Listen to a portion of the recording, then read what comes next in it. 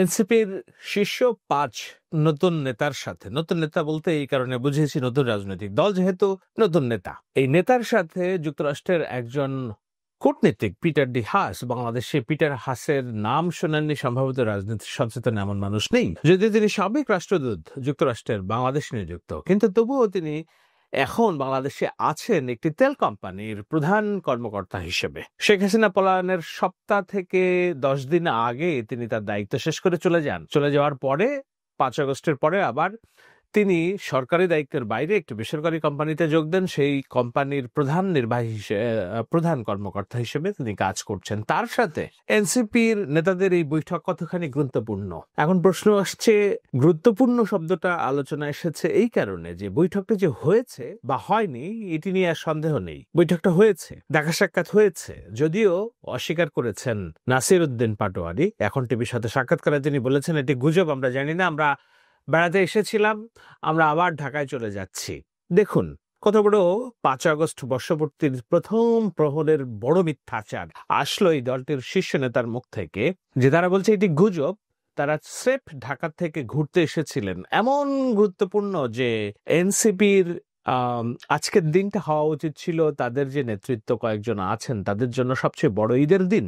আজকে আমরা বিপ্লব কিংবা অভ্যুত্থানের কেউ না, কিন্তু আমরা সারাদিন স্মৃতিচারণ করেছি কিভাবে এই একটা বছর পার করলাম, কি কি অর্জন হলো, কিভাবে 5 আগস্ট আমাদের সামনে ধরা দিয়েছিল, সেদিন শেখ হাসিনা পালিয়ে গিয়েছিল, কিভাবে ওই সময় যে আনন্দ বেদনা আমরাই ব্যক্তিগতভাবে একে অপরকে ফোন করেছি, কুশল বিনিময় করার চেষ্টা করেছি, স্মৃতিচারণ করেছি, অনেকে লেখা লিখছেন। বাংলাদেশের সরকার রাষ্ট্রীয় উদ্যোগে একটি অনুষ্ঠান করছে মানিক মিয়া এভিনিউতে, সেখানে নজর রাখছি। এখন ভোর 5টা বাজে আমি জেগে এই রেকর্ড আলোচনা করছি। কি কারণে? কেননা 5 আগস্ট আমাদের জাতীয় জীবনের একটি অন্যতম দিন, 36 জুলাই। সেই 36 জুলাইয়ের প্রথম প্রহরে মিথ্যাচার দিয়ে আমাকে সংবাদ অ্যানালিসিস করতে হবে, আমি কল্পনায় ছিল না, কিন্তু যেটা হচ্ছে বাস্তব সেটা তো আমাকে স্বীকার করতে হবে। এতটা গুরুত্বপূর্ণ যে এই সমস্ত আয়োজন বাইরে রেখে তারা সকালের ফ্লাইটে কক্সবাজারে গিয়েছেন, সিপারল্যান্ড নামক একটি জায়গায়, তারা হোটেলে তারা এই আলোচনা করছেন, এবং গুরুত্বপূর্ণ না এবং গুজব। তারা কেবলই ঘুরতে এসেছিল, কিন্তু আজকেই 3:30টার ফ্লাইটে, অর্থাৎ আমি যখন আলোচনা করছি এর মধ্যে হয়তো ফ্লাইটে তারা উঠে গিয়েছেন, ঢাকায় আবার ব্যাক করবেন। কেন ব্যাক করছেন? যে জুলাইয়ের এই অনুষ্ঠানে তাদের যোগ দিতে হবে। অর্থাৎ নাসিরুদ্দিন আহমেদ পাটোয়ারি বলছে গুজব। শুনুন তার বক্তব্য একবার। এটা গুজব, আমরা ঘুরতে আসছি। আর হলো পিটার হাসের সাথে কয়েকটা নিউজ চ্যানেল দেখলাম, এটা চ্যানেল 1 শুরু করছে, এটা প্রোপাগান্ডা, আমরা এই বিষয়ে কিছুই জানি না। এটা গুজব, আমরা ঘুরতে আসছি। আর হলো পিটার হাসের সাথে কয়েকটা নিউজ চ্যানেল দেখলাম, এটা চ্যানেল 1 শুরু করছে, এটা প্রোপাগান্ডা, আমরা এই বিষয়ে কিছুই জানি না। আপনার এই বক্তব্য থেকে গলার টোন শুনেও তো বোঝা যায়, রাইট? যারা সংবাদ আলোচনা করে, রাজনীতি যারা করে, তাদের বডি ল্যাঙ্গুয়েজ বলে একটি কথা আছে, কথার স্বরের ধরনও কথা আছে। যখন বলছেন এটা গুজব, ডিহাসের সাথে বৈঠক হয়েছে বলে একটা চ্যানেল শুরু করেছে, আমরা জানি না, টোনের মধ্যেই বোঝা যায় এটা একটি বড় মিথ্যাচার। এখন এই মিথ্যাচার কেন হলো, কেন এই বৈঠকটি গুরুত্বপূর্ণ? ঢাকায় 5 আগস্টের অনুষ্ঠান রেখে সকালে তাদেরকে কক্সবাজারে আসতে হবে, আবার ফ্লাই করতে হবে, এবং ফ্লাই করার মাঝখানে যে সংবাদ সেটিকে গুজব বলে উড়িয়ে দিতে হবে। আপনাদেরকে একটু বলে রাখি কে কে গিয়েছিলেন। নাসিরুদ্দিন পাটোয়ারি, সার্জিস হাসনার, খালেদ সাইফুল্লাহ এবং তাসনিম জারা। তাসনিম জারা কেন? কারণ নারী প্রতিনিধি, উচ্চশিক্ষিত এবং ভালো ইংরেজি বলতে পারে। বাদ বাকি যারা আছে এনসিপির এই শীর্ষ নেতৃবৃন্দের মধ্যে তাদের ইংরেজিতে দুর্বলতা আছে। সুতরাং বোঝাই যাচ্ছে যে এই আলোচনাটি হয়েছে খুবই গুরুত্বপূর্ণ বিষয়। এখন গুরুত্বপূর্ণ বিষয়টা কি সেটি এনসিপি নেতারা স্বীকার করছে না। আমি এখন টিভির একটি সংবাদ দেখলাম যে এই বৈঠকটি যে হয়েছে সে বিষয়ে কোনো সন্দেহ নেই, যদিও তারা অস্বীকার করেছে, কিন্তু বৈঠক হয়েছে। সংবাদের কিয়দ অংশ একটু দেখাই, তারপরে আমি আমার বক্তব্য অ্যানালিসিস করছি যে কেন এটি গুরুত্বপূর্ণ। কক্সবাজারের একটি হোটেলে সাবেক মার্কিন রাষ্ট্রদূত পিটার হাসের সঙ্গে বৈঠক করছেন হাসনাত আব্দুল্লাহ, সার্জিস আলম ও তাসনিম জারা সহ বেশ কয়েকজন এনসিপির কেন্দ্রীয় নেতা। এ নিয়ে আরো বিস্তারিত জানাতে কক্সবাজার থেকে যুক্ত হচ্ছেন সহকর্মী মনতোষ বেদজ্ঞ।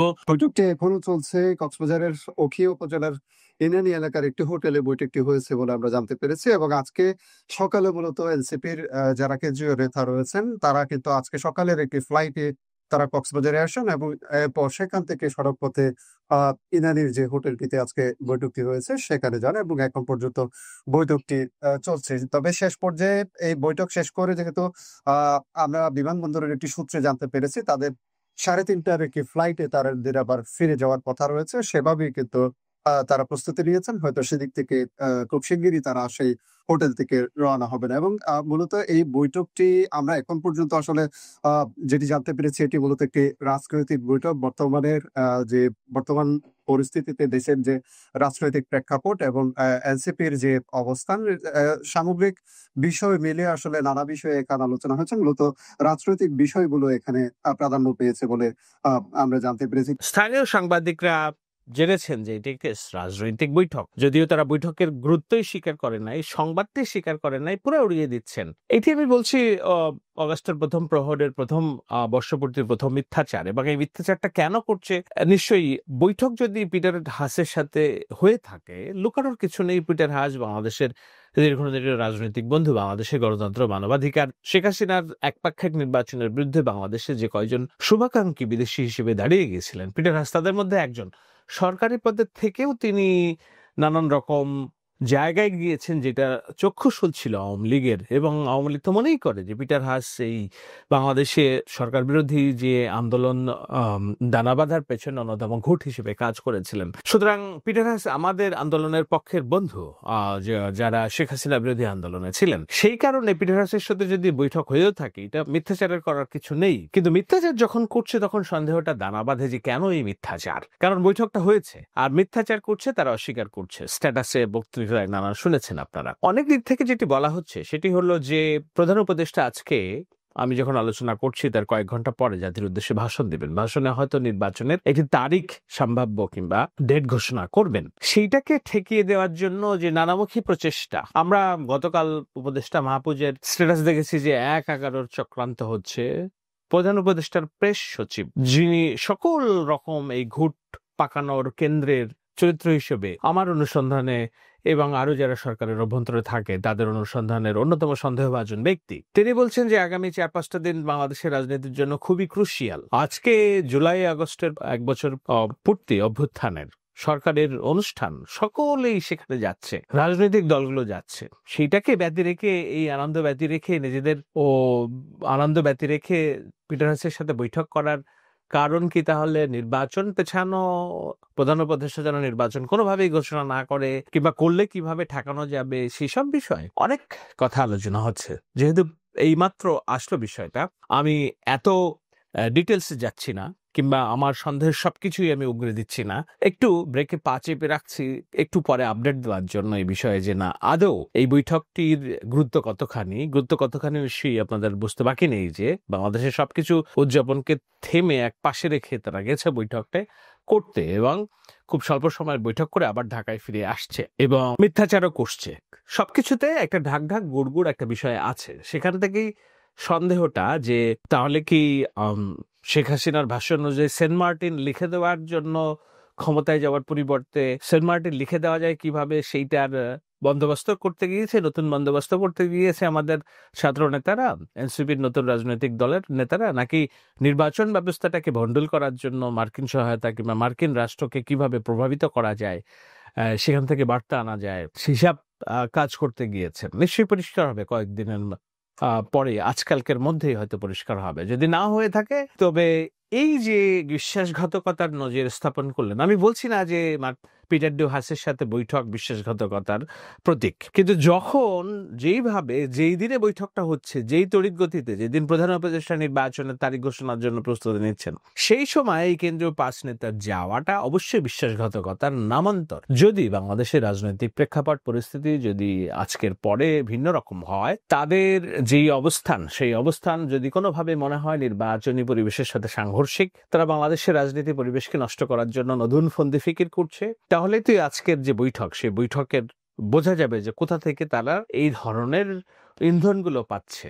দিন শেষে কি এই ছাত্রনেতাদের মুখ থেকেই আমরা শুনেছি যে আজাদি, দিল্লি না ঢাকা, ঢাকা ঢাকা, ওয়াশিংটন না ঢাকা, ঢাকা ঢাকা, লন্ডন না ঢাকা, ঢাকা ঢাকা। তারা এই নতুন বন্দোবস্তের নামে, নতুন রাজনীতির নামে যে কনস্পিরেসি ষড়যন্ত্রের পথে হাঁটার চেষ্টা করছেন, ষড়যন্ত্র সফল না হোক, সফল হওয়ার তো কোনো সুযোগ নেই, আমরা বলি সফল হওয়ার কোনো সুযোগ নাই, কিন্তু এই যে হাঁটার চেষ্টাটা করেছেন আজকের দিনে 5 আগস্টের পবিত্র দিনে তারা মিথ্যাচার করেছেন এবং এই ষড়যন্ত্রের ফাঁদে পা দেওয়ার জন্য তারা ভ্রমণ করে কক্সবাজার পর্যন্ত গিয়েছেন, সেটি বাংলাদেশের মানুষ মনে রাখবে। আমি জানি না তাদের ভবিষ্যৎ আচরণ কেমন হবে, কোথায় তারা ব্যাগড়া দিবে, কোথায় ব্যাগড়া দিতে পারবে না, সেটা ভবিষ্যৎ বলে যাবে। সময় আসলে নিশ্চয়ই সেগুলো নিয়ে আলোচনা করবো এবং সে সময় আমরাও আমাদের মতো অবস্থান জানিয়ে রাখবো। তবে আপাতত এটুকুই জানিয়ে রাখি, সেটি হলো যে ওয়াশিংটন, লন্ডন, দিল্লি, পিন্ডি এগুলো বাংলাদেশের মানুষের ভাগ্য নির্ধারণ করবে না।